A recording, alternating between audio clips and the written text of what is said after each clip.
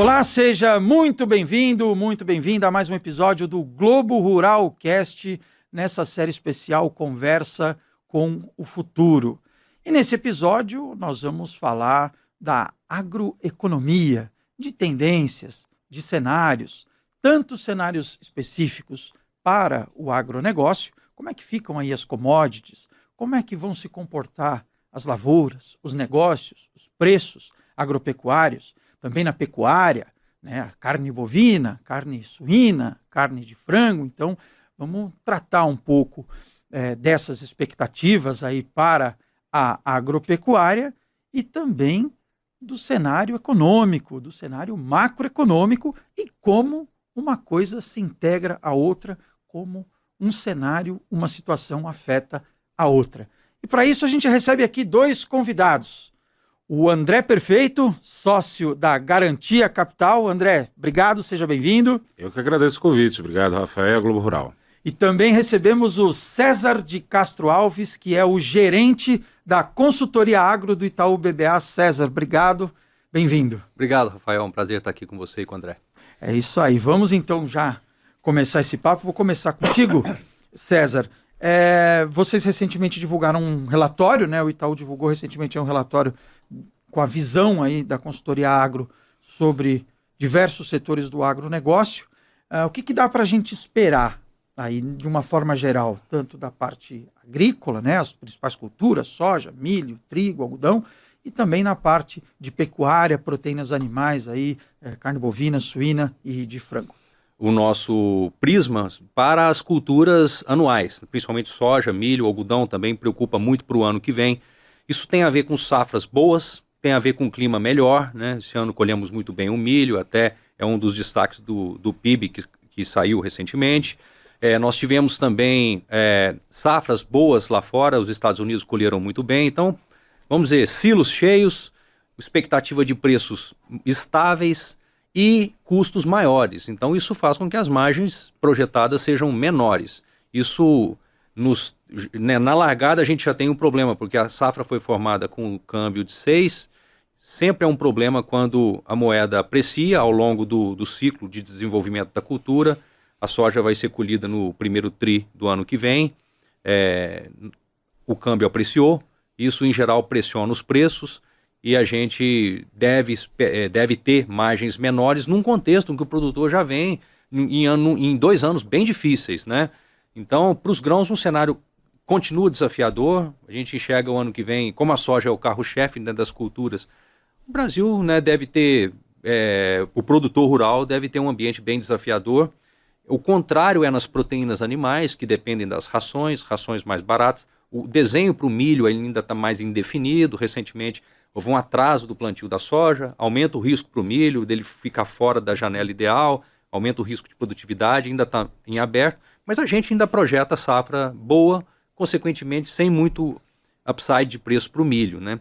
E contornando isso tudo, né, esse ambiente mais ofertado de produções e custos elevados, eu já esbarro um pouco no assunto do André, que nos preocupa muito o ambiente macroeconômico, porque nós temos, né, o time de pesquisa econômica lá do Itaú Unibanco, do qual eu não faço parte, não sou porta-voz, projeta a taxa de juros terminando esse ano nos 15% e caindo só até 12,75% no final do ano que vem, ou seja, um juro ainda de 2 dígitos lá na frente.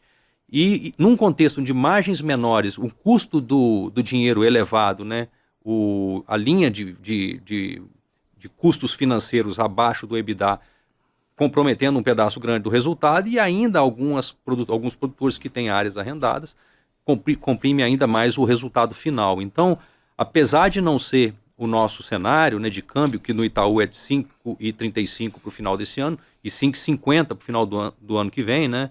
Ou seja, o câmbio deprecia, o que traz algum conforto para o agro. A gente sabe que essa variável é muito difícil, predição.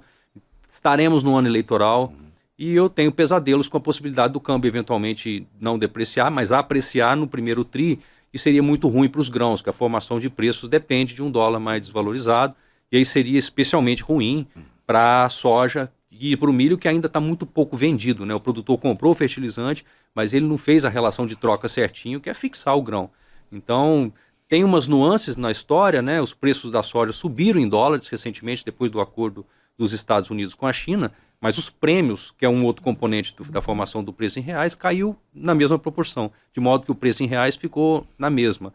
Então, se o câmbio aprecia, complica um pouco mais esse cenário que a gente já trata como de cautela, tá? André, vamos trazer o cenário macroeconômico, então, já que o César colocou aí. Como é que você está vendo esse cenário e como isso pode, né, afetar aí as operações, né, essas operações do agro e tudo mais? O César colocou uma questão, estava pensando o seguinte, né, a economia é complicado, né, porque no caso aqui, né, a notícia ruim é que tá bom, né, ou seja, teve uma super oferta que acaba segurando os preços, né, desse jeito.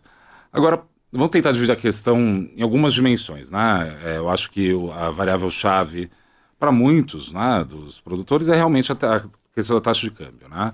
E aí tem que entender o seguinte, né? O real se apreciou esse ano, não foi porque o real ficou forte, foi porque o dólar ficou fraco, né? Então a gente começa a achar que o real está indo bem porque está indo tudo bem. Não é isso, né? Na verdade, o dólar perdeu contra a maioria das divisas, contra o peso mexicano, contra o peso chileno, contra o zloty polonês, enfim. Você pode pegar uma série de moedas que você vê o mesmo fenômeno.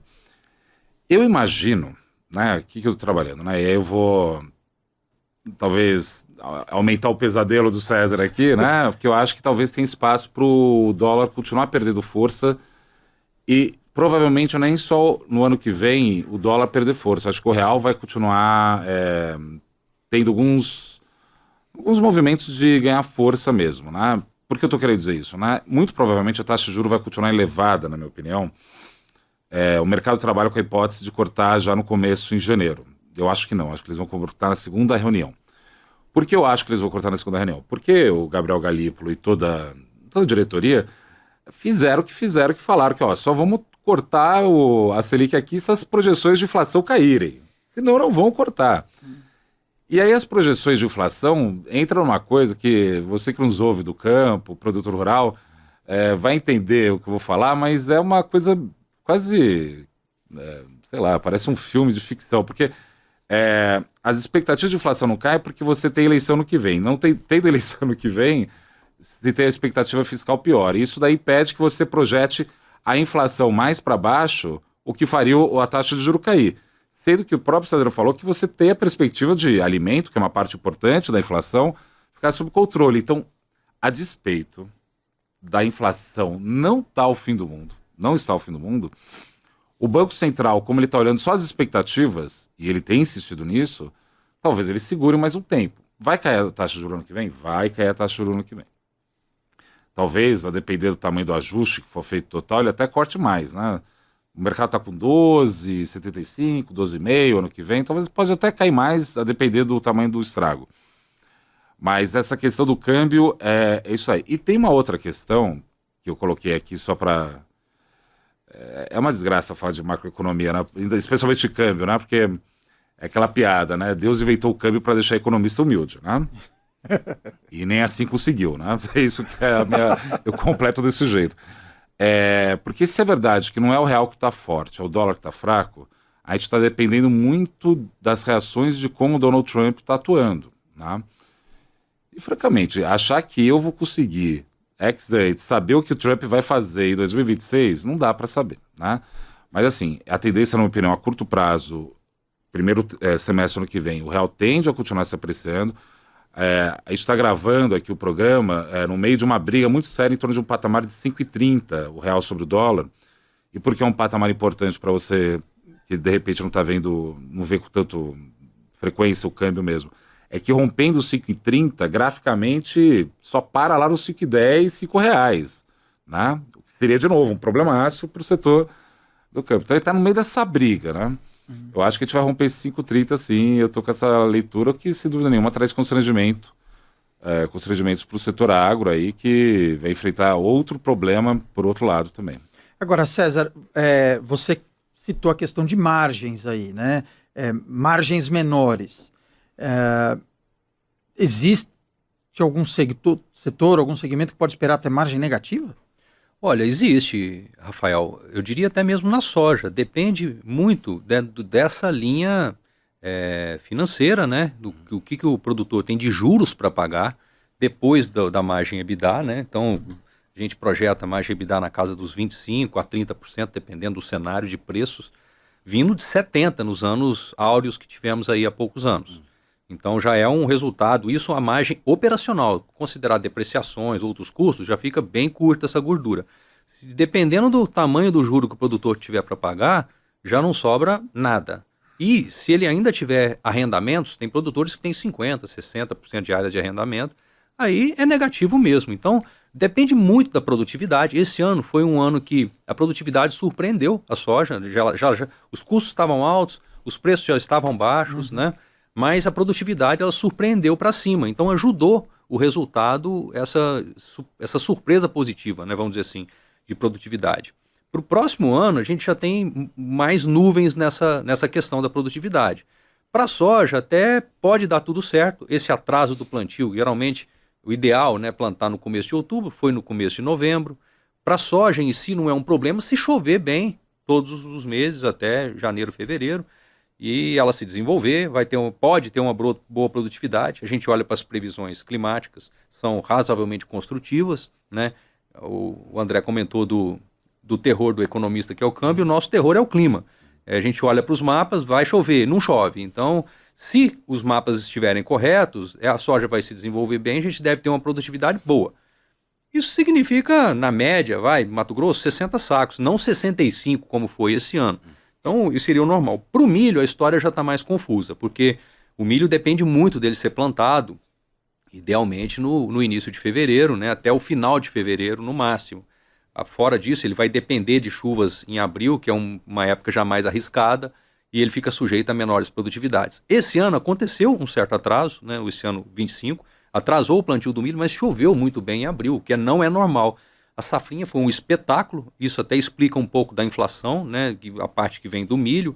A safra foi muito boa, nós tínhamos colhido 122 milhões de toneladas no ano passado, esse ano foi mais para 140. Então aumentou muito a produção, porque o clima foi perfeito. A gente não projeta um clima perfeito para o ano que vem.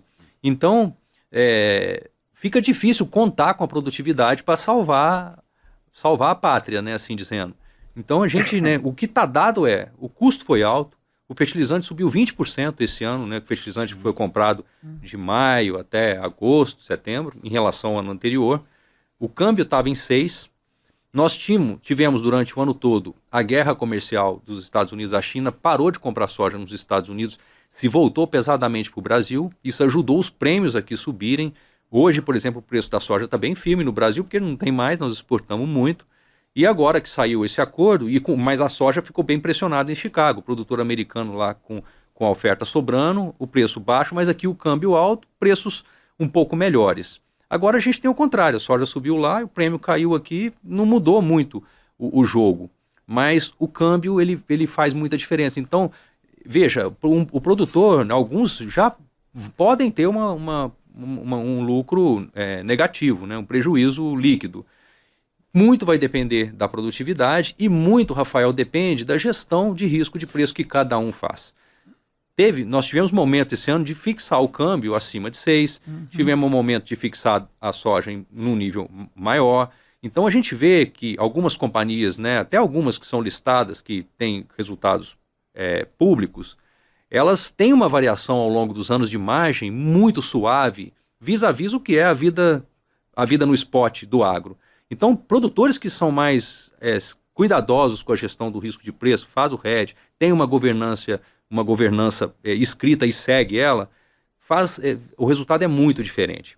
Então, quem está totalmente exposto, não fez nada, comprou o fertilizante, não vendeu nada do grão do ano que vem, está exposto ao câmbio, é um tiro no escuro. Era isso que eu ia entrar nesse ponto com você. Como é que fica a gestão de risco? Você já colocou a questão do risco financeiro aí, né, do câmbio, tudo, mas como é que fica também a gestão de outros riscos? Por exemplo, o produtor está num ambiente de muita dificuldade de acesso a seguro rural, por exemplo, enfrentando aí aquelas eternas, aquelas infindáveis discussões sobre orçamento para subvenção de seguro rural. Então você já tem essa questão econômico-financeira, tem também a gestão do risco climático. Como se comportar numa situação dessa, César? Porque as linhas, e André também, porque as linhas acabam ficando muito, muito tênues ali entre você ter um resultado positivo e um negativo. Rafael, muitos dos riscos, eles são dados, né? Não há muito o que fazer para si. O Brasil não tem uma política de seguros, né? E vai continuar não tendo para o ano que vem, nada disso vai mudar, nós vamos continuar sendo dependente do fertilizante, vamos continuar sendo muito exposto a clima. Tem coisas que o produtor não há o que fazer, a logística vai continuar precária, uma série de desafios que mais tem, tá, no agronegócio. Mas os instrumentos de proteção de preço, proteção de moeda e a governança, né, como um todo, isso vai além da planilha de custo de produção que todo produtor, a maioria tem, nem todos. O planejamento dele no longo prazo, agora a gente vê assim, que muitos casos de problemas que produtores que estão nadando para chegar da outra margem do rio, mas ainda falta lá 100 metros, 200 e ele está se afogando, não vai conseguir chegar. Isso geralmente não foi uma safra um pouco pior que detonou isso. Foram ações tomadas nos anos em que as condições estavam muito melhores, quando a soja estava a 200, que levou a uma alavancagem e quando o juro estava barato. As condições mudaram completamente. A soja veio de 200 para 100 reais, o juro subiu muito, o custo aumentou muito, arrendamentos que foram feitos há alguns anos se tornaram insustentáveis nesse nível de preços. Inadimplência, recuperações judiciais que a gente vê, né? Tudo isso é gestão, Rafael. No final, é o planejamento de longo prazo, né? Como fica a liquidez do produtor, dado um certo passo que ele planeja dar, vou comprar uma área nova, cabe no orçamento com um preço de soja menor e um juro mais alto? Esse cálculo simples, né, que todo produtor deveria fazer e que pode colocar uma companhia grande, às vezes, em fragilidade financeira, nem sempre é respeitado. Então, quando se vem 2, 3 anos assim de vacas magras, como está o caso dos grãos, dificulta muito resolver essa situação no limite. Mas mesmo assim, nós tivemos, eu acho que a gestão de risco é tudo, tá? O produtor não teve lá muitas oportunidades de vender a soja num preço excepcional, mas ele teve oportunidades ali de travar o câmbio, né? Agora, por exemplo, ele deveria estar... A gente acha que o momento de preço de dólar de soja hoje é para vender. Fixar um pouco para o ano que vem, aproveitar às vezes a curva de câmbio, porque a gente não sabe o que tem pela frente. Então, dependendo da situação, isso não vai resolver a vida de quem está muito alavancado, mas pode proteger muito o negócio de um cenário mais adverso ainda do que a gente tem hoje. Sim, mas de toda forma, quer dizer, o produtor tem que plantar e colher, o pecuarista tem que fazer o seu ciclo de criação e muitas vezes depende de investimento, depende de tecnologia, depende de ter condições de trazer um pacote tecnológico mais ou menos. Agora, nesse cenário de juros que não deve cair agora, de crédito mais difícil, quer dizer, é um cenário que para quem está pensando em investir, é um cenário que não está muito favorável, não. É aquela coisa clássica, você arruma o telhado quando tá dia de sol, não quando tá dia de chuva, né? Acho que isso que o César quis falar de outras formas. E o trabalho que o César desenvolve, o Itaú desenvolve no sentido de fornecer os rédios, as ferramentas, você, de novo, que nos ouve, né? Por favor, procure isso, né? Porque um ambiente que nem esse, tão competitivo e cada vez mais complexo, né? A gente está falando do mundo agro, né? Ele tem... entrado num nível de complexidade que tem a ver com mudança climática, a questão de mercados conectados, essa questão mesmo que teve do Trump, tudo isso daí você consegue colocar ali na ponta do lápis, tá bom, podia ganhar 50, deixa eu travar em 25, que tá bom e já peguei a gordura para lá. Mas para não se sentirem talvez tão, né, assim, tão culpados de não terem feito alguma coisa, vou te falar, Rafael, o César, sem dúvida nenhuma, vê isso também. O mercado financeiro caiu nessa mesma bobagem, né? Quando a Selic estava em 2% lá no governo anterior, né, no governo Bolsonaro, todo mundo ficou corajoso, né? Todo mundo saiu, se alavancou, 2% eu faço, aconteço, etc e tal. Subiu a taxa de juros, erraram. Aí quando entrou o governo Lula, todo mundo achou, vai subir a taxa de juros, caiu a taxa de juros, erraram de novo. Depois achavam, vou continuar caindo, o Galípolo vai entrar, ele vai cortar a taxa de juros, erraram, subiu a taxa de juros. Então, a gente está num momento onde a indústria como um todo, tanto financeira quanto o mundo agro, né, que eu entendo como vamos dizer assim, uma divisão do mundo financeiro, porque a gente lida com um produto no tempo, né, é uma coisa que tem essa dinâmica a termo, né, então nesse sentido que eu penso, estou colocando os dois do mesmo lado. Os dois mundos estão muito machucados, está muito machucado. as assets se machucaram, muitas instituições financeiras se machucaram, e aí fica a questão, o Galípolo vai cortar essa taxa de juros? Sim ou não? Né? Eu acho que ele vai continuar esperando a confirmação da discussão das projeções de inflação. Projeções essas que ficam impedidas porque o cenário eleitoral do ano que vem, até segunda ordem, está dando, vamos ser franco, né, o atual presidente. A gente não tem uma definição do outro lado que possa trazer um contraponto, coisa do tipo. Ainda não aconteceu isso desse jeito. Por que eu estou colocando desse jeito, assim, falando das más notícias? Eu vou colocar desse jeito. Não importa quem você gosta, qual é a sua preferência política. A má notícia, nesse sentido, é que, ou talvez a boa notícia nesse sentido, que o cenário está tão ruim, que o risco maior é melhorar do que piorar. Uhum. Talvez, por exemplo, eu falei que o câmbio tende a se apreciar o ano que vem, né? O real tende a continuar mais forte, né? Mas isso eu estou assumindo e dando de barato que o Trump vai continuar fazendo essas coisas desse jeito. Não é verdade isso necessariamente. O que eu estou querendo colocar é que eu acho que está tão pessimista agora, as coisas... Quer ver um exemplo econômico trivial? A inflação agora, vocês vão perceber o que estou falando, né? A inflação está muito elevada ou pressionada porque, como a taxa de desemprego caiu, isso fez que o salário subisse. E vamos combinar que salário alto é bom, a gente não pode achar que isso é ruim. Só que salário subindo quer dizer que preço de serviços, né? Na lanchonete, num restaurante, no campo, tudo isso daí fica mais pressionado porque o preço da mão de obra subiu. Muita gente está reportando que está com dificuldade de conseguir mão de obra, né, num preço adequado. Né? Tá tão alto esse negócio, ou seja, a taxa de desemprego está tão baixa, que a probabilidade de continuar caindo é cada vez menor. Então, por que eu estou colocando isso? Porque a gente vai enfrentar uma dificuldade, eu acho que no primeiro semestre do ano que vem, sem dúvida nenhuma ainda, mas aí cabe ao produtor realmente entrar e entender a importância das finanças para organizar justamente a produção, porque é um produto financeiro, porque é a termo, é no tempo esse negócio. Hedge, mas não só hedge, o mercado de seguro no Brasil realmente não é desenvolvido, mas todas essas coisas vão atrás, e não é tão difícil.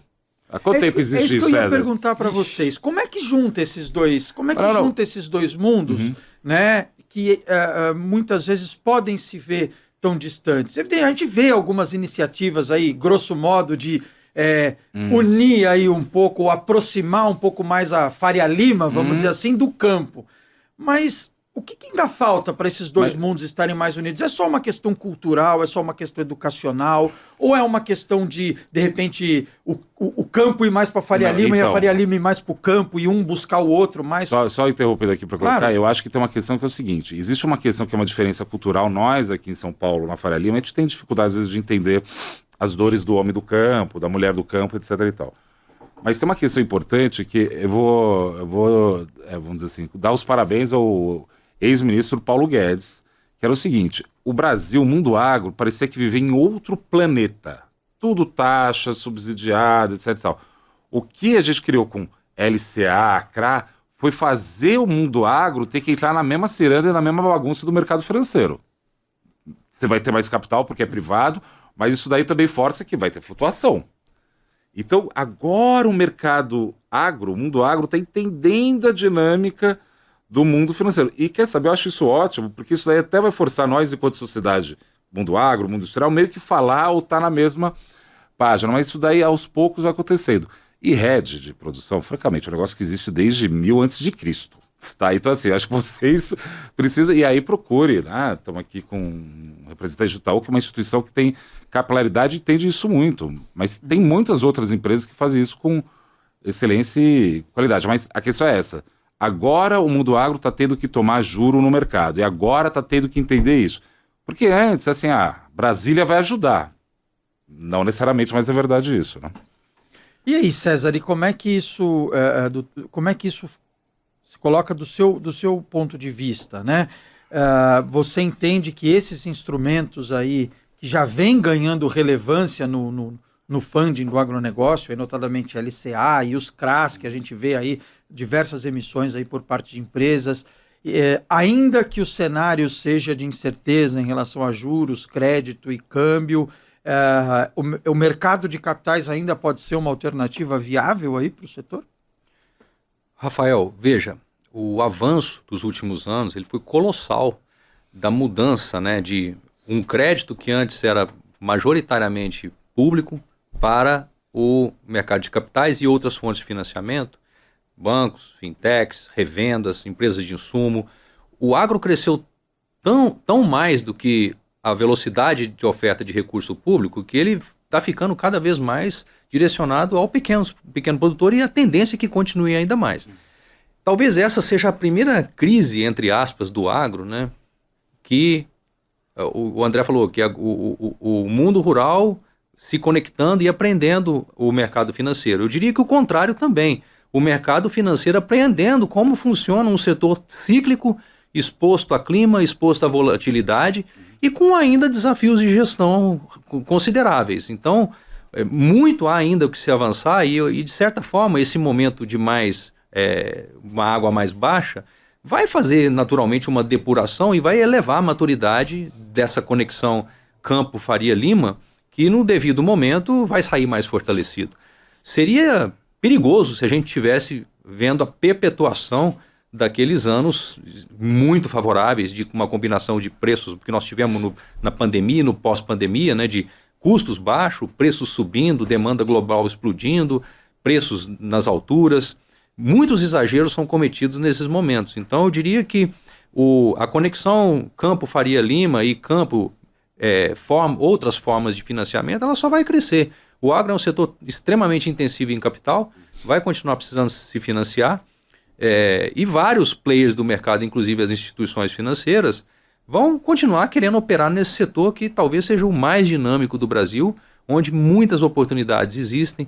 Nós estamos falando até aqui só de desafios, preocupações e um cenário mais nebuloso, mas nós, do Itaú, nós temos uma visão extremamente otimista para o agro no Brasil de médio e longo prazo. Muito calcada no programa de biocombustíveis, que já está mandatado como lei, que preconiza o aumento da mistura do óleo de soja, né, para o biodiesel no fóssil, que vai nos permitir ficar menos dependente de combustíveis fósseis, e do etanol anido na gasolina. Só isso já garante uma demanda adicional para os próximos anos, e nós vamos ser capazes de fazer isso, a gente acha, ocupando as pastagens degradadas que nós temos muito no Brasil. É claro que a soja e o milho vão ter que melhorar de preço para atrair o produtor para essa agenda. A gente acha que isso vai acontecer. Não, e você mencionou a questão da indústria de carnes, né? Que tem um cenário, você mencionou no começo, que tem um cenário até um pouco muito mais favorável. Um cenário mais favorável do que as culturas anuais, as culturas agrícolas, né? Então,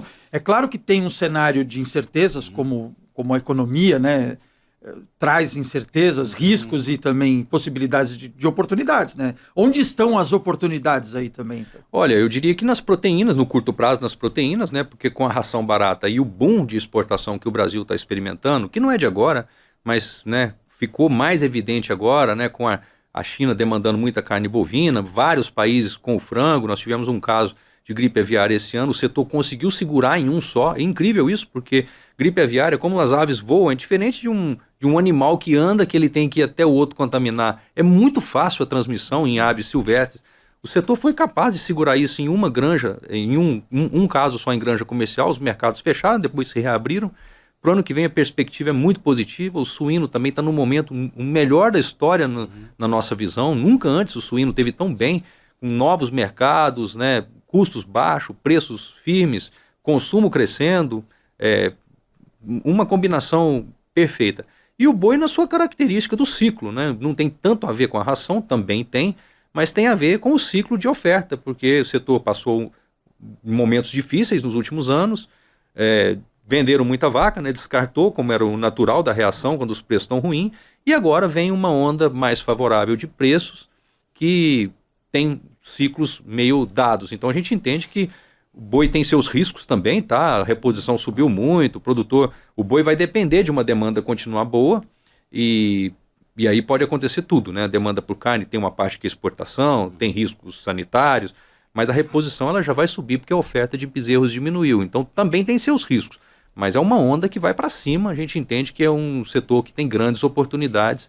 E se o mundo quiser continuar comendo carne, Rafael, não vai ter jeito, o Brasil vai estar bem nesse posicionamento, porque por mais que alguns países, né, especificamente a carne bovina, os desenvolvidos estejam reduzindo o consumo, você tem os emergentes e os em desenvolvimento que um acréscimo de renda vira consumo de proteína. Então a gente tem muita oportunidade ainda, e o Brasil, como um fornecedor de grãos baratos e com essa explosão da indústria do etanol de milho gerando DDG, que é um insumo excelente para os ruminantes, mas não somente, né, para as proteínas todas, essa agenda é muito interessante. Nós temos uma visão razoavelmente otimista, né, e baixista para preços de farelo de soja e de DDG, porque vai aumentar muito a oferta. A proteína animal ela não cresce o tanto quanto a oferta desses subprodutos. Então nós vamos ter que encontrar mercado externo para exportar DDG, exportar mais farelo, competir com a Argentina, porque a proteína não consegue absorver isso tudo com o crescimento vegetativo que existe.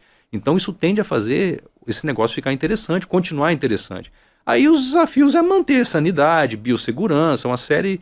Mas é um lado muito positivo dessa agenda de curto prazo que está pressionada para o produtor rural. E como não todo, mas muitos produtores de grãos também têm um boizinho, ele consegue se defender ali também um pouco no cenário da pecuária, tá? Agora, dentro desse cenário que o César traçou aí, André, qual é o cenário, seja interno e seja externo, que esse cenário do agro vai encontrar aí do ponto de vista de dinâmica econômica, um pouco de dinâmica geopolítica também, porque isso acaba interferindo, né, em como os países também negociam e como isso resulta em fluxos de comércio, né? Então, qual é o cenário que esse agro que o César retratou aqui pode ou deve encontrar aí para os... Primeira coisa, eu acho que sobre o câmbio eu vou insistir, né? Eu acho que o real se aprecia um pouco mais ao longo no começo de 2026. Estamos nessa briga dos 5,30, o juro vai ficar alto, e saiu recentemente os dados do PIB do Brasil, impressionante, a despeito do real ter se apreciado, as importações não subiram, o que subiu foram as exportações, né? Isso daí coloca para mim uma dimensão para dar otimismo, né? O César colocou, e isso é absolutamente correto, concreto também, que se o mundo quiser comer carne, né, o Brasil tem uma função a desempenhar. Mas sabe o que me impressiona? Me impressionou muito esse ano. Estou escrevendo o cenário de 2026, né, econômico, né? Eu fiquei impressionado com a capacidade dos empresários brasileiros, do agronegócio brasileiro, do Itamaraty, do Ministério do Comércio, como a gente conseguiu pivotar um monte de coisa. Assim, teve o tarifaço do Trump. Eles saíram correndo para tudo que é lado e resolveu muitos dos problemas do setor exportador brasileiro, de várias culturas, enfim. Por que eu estou colocando isso? Porque o Brasil tem uma coisa que poucos países do mundo têm, né? O Brasil é uma espécie de esquina do mundo, né? Que país do mundo pode se dar o luxo de ser BRICS e ao mesmo tempo ocidental? Né? O Brasil tem uma constituição muito peculiar na geopolítica global. E eu acho que a nossa tradição geopolítica, né, tem que ser essa mesmo, né? Negociar com todo mundo, o que gera às vezes tensões políticas, né? Mas normal, né? Lembro durante no governo anterior, o governo Bolsonaro, né? A Tereza Cristina e o próprio Bolsonaro indo negociar com o Putin por causa da questão dos fertilizantes. Tem que falar com todo mundo, e é isso que a gente tem que fazer e tem feito com bastante competência. Eu só vou, como eu sou aqui um estranho no ninho, né? Porque hoje a conversa aqui é realmente do mundo agro, mas eu só queria resgatar um pouco esse raciocínio que a gente comentou aqui faz pouco tempo. Eu acho que essa interação entre o mundo financeiro e o mundo agro está se adensando e vai melhorar, porque isso daí vai melhorar a produtividade de tudo, né? Por exemplo, a gente tem um problema muito sério da parte de estocagem de grãos aqui no Brasil. Chega a ser uma piada, né? Vamos ser francos. Aqui você não tem silo. Como assim você não tem silo no Brasil? Só vai começar a ter isso na medida que esses problemas ficarem evidenciados e tiver os mecanismos de instrumento financeiros para construir isso. E quer saber? A gente vai construir isso. Vai parecer totalmente ingênuo que eu vou falar assim, mas a boa notícia do Brasil é que a gente tem muito problema para resolver, e a indústria financeira com a indústria como um todo, e principalmente o mundo do agronegócio, vai resolver. Então, sim, temos desafios. O começo do ano que vem tende a ser difícil, eu acho, para o produtor rural, né? Para a economia como um todo, né? O desemprego tende a parar de cair tanto, a taxa de juros está implodindo os balanços de empresas e de família por dentro, isso é um problema sério. Mas eu acho que a gente conseguiu o Brasil conseguiu algum grau de maturidade institucional Institucional eu coloco tanto política, né? Porque a gente passou por questões importantes, estamos passando ainda, mas também por questões das institucionalidades de mercado, né? Esse negócio, né? Antigamente era tudo crédito subsidiado, né? Assim é fácil, né? Não, brincadeira de ser fácil. Estou falando que assim, você tem uma estrutura ali que você sempre tem alguém olhando. Quando eu citei do governo anterior, que foi o ministro Paulo Guedes, né? Que forçou essa mão, eu lembro, Rafael, que eu estava... Nunca imaginei que ia acontecer isso na minha vida. Eu estava na sede da Associação do Agronegócio, lá do Congresso, Do Congresso da BAG, da Associação Brasileira de Agronegócio? Desculpa, eu tô tentando... Não, dos deputados, a Frente Parlamentar Agropecuária. FPA. Estava na sede da FPA, numa reunião com o presidente à época, né? E aí ele falou, eu falei, poxa, né, falando do cenário, ele virou para mim e falou, André, preciso de uma ajuda. Eu falei, o quê? Ele falou, não, então, você tem como conseguir convencer o governo, né, a baixar esses juros, né, criar algum tipo de argumento lá. Na hora que ele falou isso, eu falei, gente, eu nunca imaginei que eu estaria na sede da Frente Parlamentar do Agronegócio e o presidente estaria pedindo para baixar a taxa de juros. Isso não era possível há um tempo atrás. Então, por mais que traga uma dor, dado que a taxa Selic está elevado, eu acho que colocar todo mundo no mesmo barco gera a competição que a gente precisa para fazer o adensamento disso. Então, insisto, procure seu banco, procure sua corretora, procure seu assessor, procura todo mundo que você puder de mercado financeiro para criar os mecanismos disso, que é o único jeito de fazer essa travessia de maneira mais tranquila. E o Brasil está, na minha opinião, geopoliticamente que você colocou, Rafael, só para terminar, a gente tem uma posição muito peculiar no mundo, a gente tem que saber utilizar isso, porque a gente pode vender para a China, para os Estados Unidos, a gente não tem nenhum inimigo, não tem contencioso nenhum. O que teria, assim, Brasil e Argentina, já está sendo negociado, está tendo tudo acontecendo normalmente, então temos que aproveitar isso, que é um ativo que nós construímos enquanto nação. Tanto que o próprio governo atual, né, você mencionou iniciativas anteriores, o próprio governo atual fala muito de aberturas de mercados, ainda que se peça, né, e ainda que haja a necessidade de se reconheça a necessidade de se conquistar alguns mercados que são de valor e ainda não estão abertos como se gostaria, mas é algo que, né, essa posição favorece. E só a gente fez isso. Esse ano aconteceu isso. A gente conseguiu pivotar uma parte gigante. Estamos falando não só do mundo agro, estamos falando de produção de avião, estamos falando de coisas gigantescas de valor adicionado no Brasil, que é um motivo de orgulho para nós brasileiros. Então, assim, para não terminar, estamos chegando um pouco talvez ao fim do podcast, né? Mas é para não terminar de forma melancólica. Eu acho que a gente tem a potência e tem como fazer isso da forma correta. Não, até porque se a gente for olhar, né, para não quero, né, sair nos dados do PIB, né, do terceiro trimestre, né, eu quero aqui até citar aqui os dados do PIB agropecuário, né, nós estamos falando de um setor que do segundo para o terceiro trimestre cresceu 0,4%, você vai falar, é pouco, mas num ritmo de crescimento anual, né, terceiro trimestre em comparação com o terceiro trimestre do ano passado foi 10,1%, no acumulado de 12 meses com 12 meses, 9,6%. Quer dizer, então é um setor que ainda, apesar de todas essas dificuldades, é um setor que ainda tem, né, vou usar uma palavra meio da moda aí, né, encontra sua certa resiliência, né, para conseguir também... É que a conta do PIB, só para falar, né, enquanto valor adicionado é um valor adicionado na conta nacional pequeno, o que não reflete o real valor, o tamanho do mundo agro, né? Caiu entre o primeiro e o segundo trimestre, né? Tinha caído 2% o PIB do mundo agro, né? Mas mesmo assim, 10%, poxa, né? Estamos avançando, né? Tem um efeito estatístico aí, né, também, Rafael, de a safra de milho que puxaram esse PIB foi o milho, a laranja, o trigo, a pecuária. O milho e a laranja tinham colhido muito mal no ano anterior, então tem um crescimento aí no milho, se não me engano, de 20%, então ajuda também. Mas isso mostra um pouco a diversificação do setor, são várias fontes, né?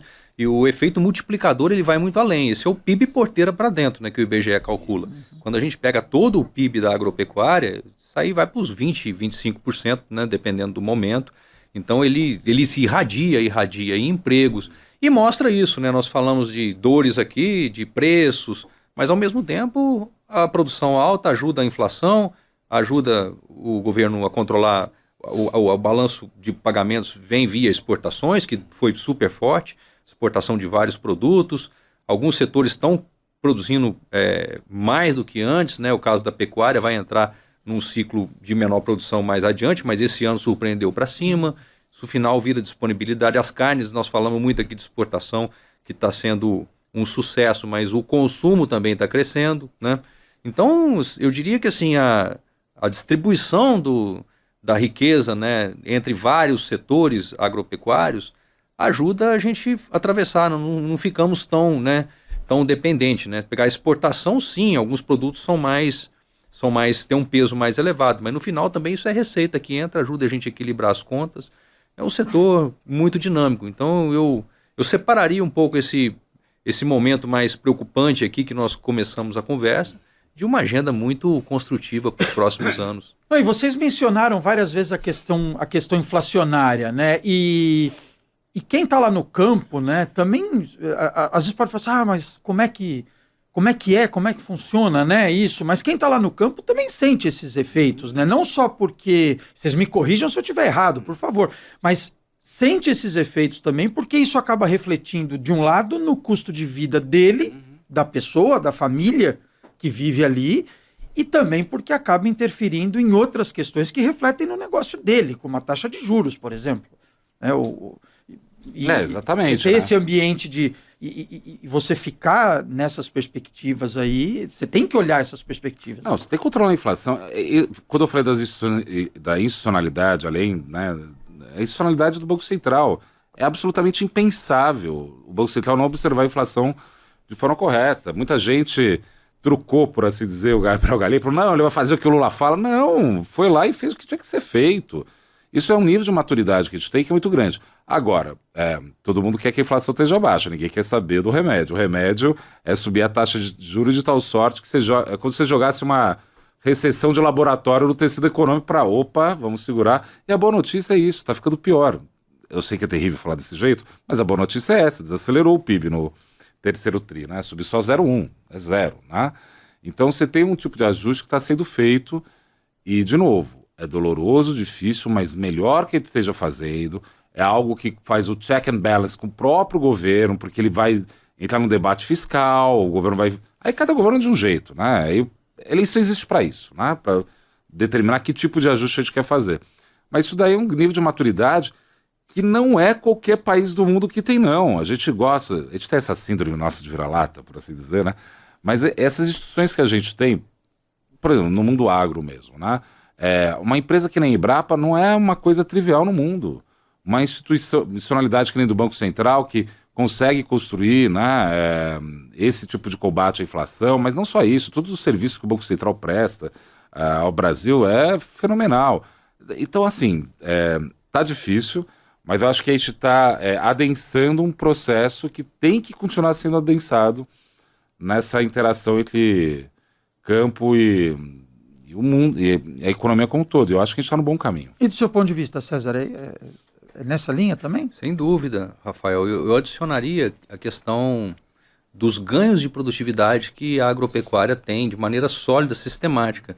Claro que o governo, a política fiscal, governos, opções, né, que interferem na taxa de juros, que interferem na taxa de câmbio, influencia o setor, óbvio.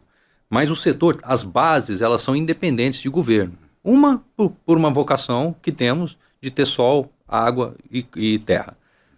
Segundo, pelos ganhos de produtividade que vem de uma longa história, que vem de incentivos lá atrás, que atraiu empresas. Nós tivemos um aprimoramento enorme aqui de tecnologias para ser utilizadas e, do outro lado, um conjunto de empreendedores, produtores dispostos a adotar essas tecnologias, tendo sucesso e cada vez mais adotando, permitindo com que se possa produzir cada vez mais com um custo unitário menor. Isso são ganhos de produtividade que são transferidos para o consumidor. Se a gente pegar a proporção, né, do peso do alimento na renda, ela caiu muito em 20, 30 anos para cá. Isso só foi possível por conta do ganho de produtividade que o setor foi adicionando e isso foi sendo transferido para a cadeia. Então, mesmo com um ambiente muito hostil, porque o Brasil não é para amadores, nós tivemos um avanço inexorável. E eu acredito que esses pilares eles não vão ser rompidos. Pelo contrário, a gente vai ajudar a resolver, né? O ter problema agora significa ter potência de crescimento mais forte no futuro, na hora que endereçar um pouco mais a logística, endereçar a armazenagem. Então, assim, a gente precisa criar condições internas para explorar mais o potencial que o Brasil tem e fazer escolhas corretas, né?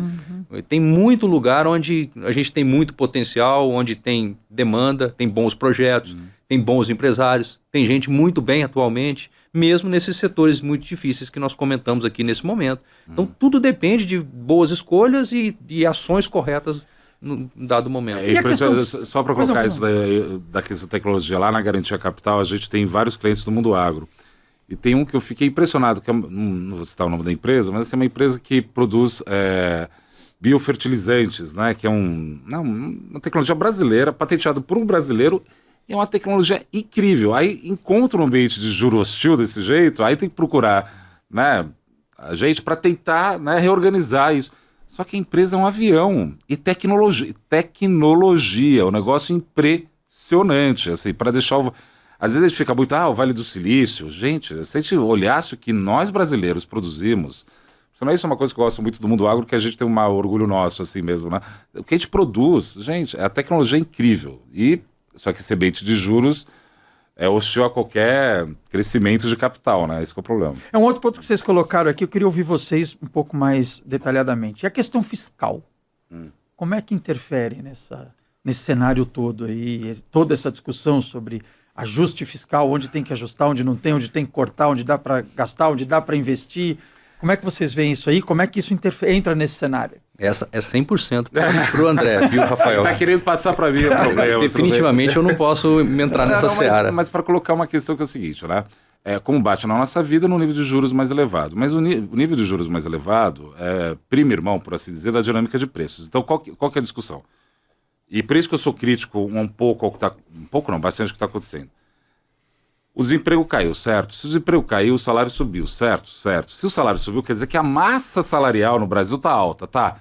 Precisa gastar mais o governo, já que a massa salarial está alta? Não precisa ser de liberal, de direito... É só isso que tem que ser colocado. Só que existe um exagero, na minha opinião, patente dentro da Faria Lima a respeito dessa dinâmica. O que é? Quanto está projetado o déficit primário esse ano? 0,5% do PIB. Vamos supor que o governo está errado, vai ser 1% do PIB. Dane-se, vai ser 1% do PIB. Se você pegar a média do déficit primário dos países desenvolvidos, é 2% do PIB esse ano. Dos em desenvolvimento é 4% do PIB esse ano. Por que eu estou falando isso? Porque o mundo olhando o Brasil de fora parece um lugar muito mais bonito do que a gente olhando de dentro. E boa parte do meu trabalho é falar, tá bom, tá difícil. Governo você sempre tem que pegar no pé. Você não pode não pegar no pé do governo, né? Você tem que ficar sempre atento. Mas assim, a dinâmica olhando de fora não é tão ruim. Não por acaso que o real se apreciou mais que as outras moedas, ou muitas das outras moedas hoje. Porque se você está em Frankfurt e olha para o Brasil, você fala, bem, você vê que esse ano até é incrível, né? Acho que o Brasil ganhou para o WO, né? Porque você olha para a Ásia, só confusão. Na Europa tem guerra. Nos Estados Unidos, aquela mudança com o Trump toda grande. Então o fiscal tem essa dinâmica, mas, de novo, tá ruim, tá difícil. E aí tem uma discussão política, né? O atual governo, aí realmente para isso que serve a eleição, a gente vai ter a eleição no que vem. O atual governo fez uma seguinte proposta: a gente vai resolver a questão fiscal tributando os mais ricos. Isso é uma proposta, né? E também tirando gastos fiscais, que são isenções que foram feitas. Tem outra proposta que é diametralmente oposta: eu vou cortar gasto. E essa é a escolha, eu não vou querer gastar a teoria dos jogos aqui para ficar explicando, mas essa é a escolha que nós, enquanto brasileiros, vamos ter que fazer de novo ano que vem. A proposta que ganhou na última eleição foi essa. Queremos continuar nesse caminho, sim ou não? E esse que é o debate que está sendo posto. Debate esse que não acontece, e aí eu acho que extrapola o tema daqui do programa, porque a dinâmica política do lado da direita está uma confusão danada. Aí não cai a expectativa de inflação. Não cai a expectativa de inflação, o Banco Central corta a taxa de juros. Não cortando a taxa de juros, atrai mais dólar para cá. E começa a dar o problema todo. Mas eu estou aqui para falar, olha, o déficit primário esse ano, por mais que seja o dobro, não nos coloca numa situação tão ruim frente aos outros. Para dizer que o Brasil é muito mais bem visto de fora para dentro do que nós mesmos olhando. Esse que é o meu ponto. O nome dessa série de podcasts aqui, André, César, é Conversa com o Futuro. E aí eu queria deixar para vocês aí uma pergunta final, né? Se vocês de fato tivessem que, nesse momento, conversar com o futuro, entre desafios, incertezas e oportunidades que vocês veem para o cenário econômico de uma forma geral e para o cenário do agro de uma forma particular, né? Que visão que dá para ter aí, pelo menos no médio e no longo prazo? Fiquem à vontade. César, Bom, vamos lá, César, começa você. Bom, eu começo agradecendo o convite. Claro. Realmente é um prazer estar aqui com você e com o André tratando esses temas tão bons. Olha, eu acho que a agenda é muito boa, Rafael. Já comentei um pouco aqui a visão que nós lá do Itaú BBA e o Itaú Unibanco temos do futuro do agronegócio. O Banco Itaú decidiu mergulhar mais intensamente nesse setor porque nós acreditamos que há muitas oportunidades. É claro que altos e baixos continuarão existindo, isso é absolutamente normal e cíclico, os desafios vão aumentar, mas as oportunidades são imensas. A gente entende que a transição energética é uma grande agenda, o mundo ainda está decidindo se abraça isso completamente ou não. O Brasil já dá exemplo em várias frentes, né, de produção sustentável, de oportunidades de captura de carbono em melhoria de sistemas. Nós temos, né, essa COP, eu acho que a Embrapa teve um papel incrível lá de mostrar, dar exemplos, trazer o agro, né, as soluções para o mundo. Se o mundo quisesse ser mais verde, vai ter que passar pela agenda agro e vai ter que passar pelo Brasil como um protagonista disso, porque a gente reúne as condições, né? Já temos vários exemplos de caminhos possíveis para se produzir mais, se produzir melhor, aproveitar melhor as áreas. A gente acredita muito nessa agenda. E eu também acredito que o mundo vai continuar precisando de alimento e que poucos lugares no mundo vai ser possível produzir com essas mudanças climáticas que são cada vez mais extremas. Os países que antigamente eram as grandes potências, eles cada vez mais têm menos superávites. Veja o caso dos Estados Unidos, cada vez mais tem déficit de produção, continua sendo uma grande potência de produção de milho, de soja, de carnes, mas cada vez mais precisam de importar alimentos. A China produz muito alguns alimentos, outro ela é 100% dependente. Então, o Brasil está vocacionado a ofertar o que o mundo quiser de uma maneira competitiva e de uma maneira sustentável. Então, eu acho que a agenda ela é muito boa. O futuro realmente ele é fabuloso para quem souber aproveitar as oportunidades, Rafael, porque não é qualquer um que vai se inserir nesse jogo e também que vai se dar bem, porque não é para amadores, tá? Produção agropecuária é para quem sabe fazer, para quem está vocacionado e para quem tem competência e está disposto a assumir os riscos, que são muitos. São inúmeras variáveis climáticas, de crédito, então, mas ainda assim, onde tem oportunidade, tem empreendedores dispostos, né? Então eu tenho uma visão bem construtiva, tá? É difícil, e é até bom separar um pouco isso do momento que a gente está, né? Porque o que a gente mais tem feito é conversas com clientes, né? Com esse tom mais de cautela e preocupação, mas é legal, né, poder olhar um pouquinho mais para frente, tanto na agenda do Brasil econômica, né, que o André tratou, como nas oportunidades do agronegócio. Eu acho que a gente tem... O melhor lugar para estar, eu acho que é o Brasil, viu, Rafael? Apesar das nossas mazelas, nossas dificuldades, é um lugar abençoado. André. Primeira coisa, obrigado pelo convite, Rafael, César, prazer, né, bater esse papo contigo. Esse diálogo com o futuro, acho que é de otimismo, né? Que nem eu falei aqui, né? Que país do mundo pode se dar o luxo de ser BRICS e ser ocidental ao mesmo tempo? É um país que consegue dialogar com todo mundo, e mais do que isso, a gente está realmente estrategicamente colocado dentro do mundo agro, né? E numa necessidade do mundo, né?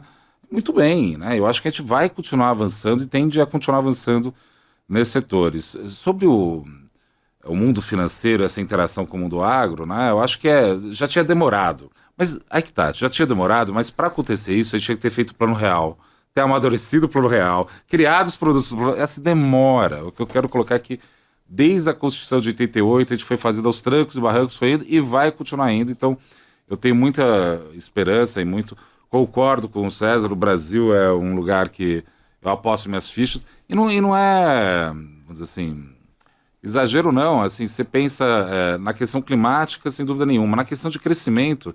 Imagina você estar na Europa, imagina que confusão você está na Europa hoje em dia. Mesmo nos Estados Unidos, eles estão enfrentando um problema, muito desse tarifácio do Trump tem a ver com um déficit de transação corrente gigantesco deles que eles não sabem resolver. E o Brasil é um país que, apesar de muito desigual, e isso daí eu acho que é a principal coisa que a gente tem que enfrentar, essa desigualdade, porque ao fazer isso a gente consegue destravar valores, né, ou destravar valor na sociedade como um todo. É um país que é pacificado. Isso daí é uma coisa que nós temos que ter muito orgulho e muito orgulho do homem e da mulher do campo, né? Porque é um trabalho que tem a ver com uma dinâmica que tem a ver com a comunidade, tem a ver com a família, tem a ver agora com muito bem de capital, tem a ver com muitas questões estratégicas e que a gente sabe fazer muito bem. Então, é otimismo? Talvez demais? Talvez, porque economista sempre é meio pessimista, né? Nosso trabalho é um pouco esse. Mas eu sou otimista com o Brasil e, quer saber, estou comprado em Brasil, né?